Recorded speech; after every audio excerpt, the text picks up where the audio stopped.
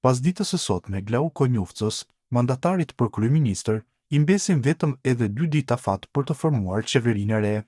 Albert Maxhoni nga Nisma Social-Demokrate thot se kreu i kësaj partie Fatmir Limaj nuk është kontaktuar nga Konjufca për të arritur marrëveshje në formimin e organit qeverisës.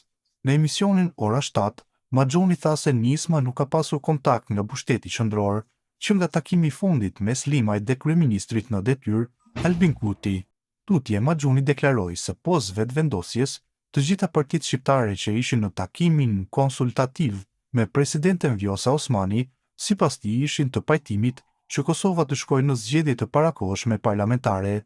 Sikur të kishte qeveri, do të kishte qeveri Kurti 3, jo Konjufca 1, tha ai mes të tjerash për mundësitë e krijimit të një qeverie nga mandatari i ri. AK-ja ka njoftuar se pas mbledhjes së kryesisë ka marrë qëndrim të prerë për zgjedhje të reja parlamentare, duke theksuar se nuk do të hyjë në koalicion me vetëvendosjen dhe nuk do ta votojë Glau Konjufcën për mandatin.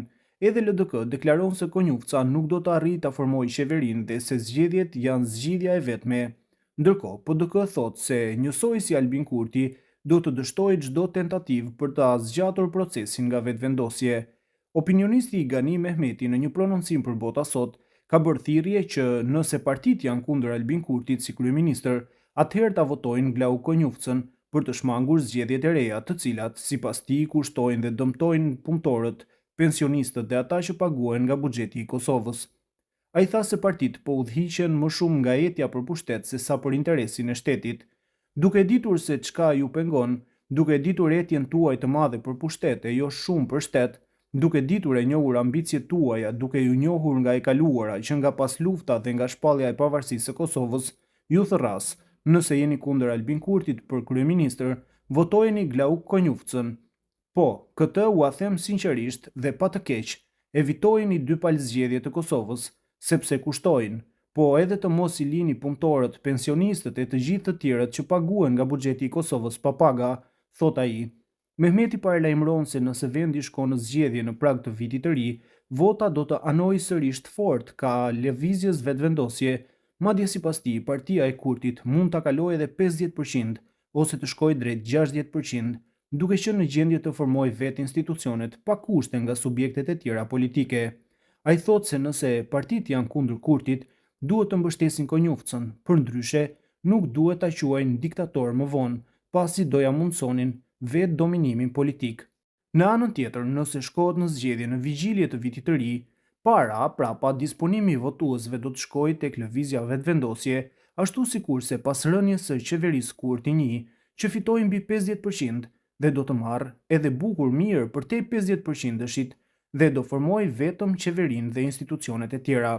Prandaj, nëse jeni kundër Albinit, votojeni Glaukun. Këtë e them që më pas të mos e quani diktator, sepse vetë do ja mundsoni. Më pas nuk do të keni të drejtë të ankoheni në të, e nëse Albini është i vështirë për bashkëqeverisje, Glauku është pak më ndryshe, siç e dini edhe ju vetë. Unë vetë as nuk jam me ju e as me Albinin, sipas mundësisë do jem me Kosovën. Ai shëmbron territorin dhe sovranitetin e Kosovës, jo me atë që gjithçka shtetërore i duket se është private dhe vetëm e tij. Jo, diaspora shihet se është për Albinin.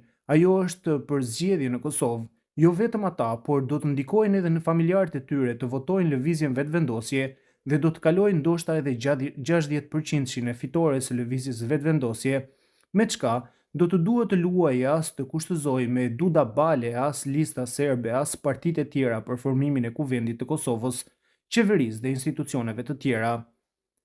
Unë po çuditem kur kryetare aktivistë të partive të tjera rrahin gjoksin se cila do të dale para.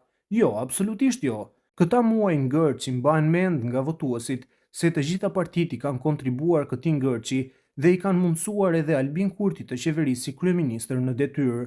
Opozita e ka humbur rrugën, lëvizja vetëvendosje doli fituese në zgjedhjet lokale, në zgjedhjet parlamentare do të dalë edhe më e fortë, përfundon ai për gazetën.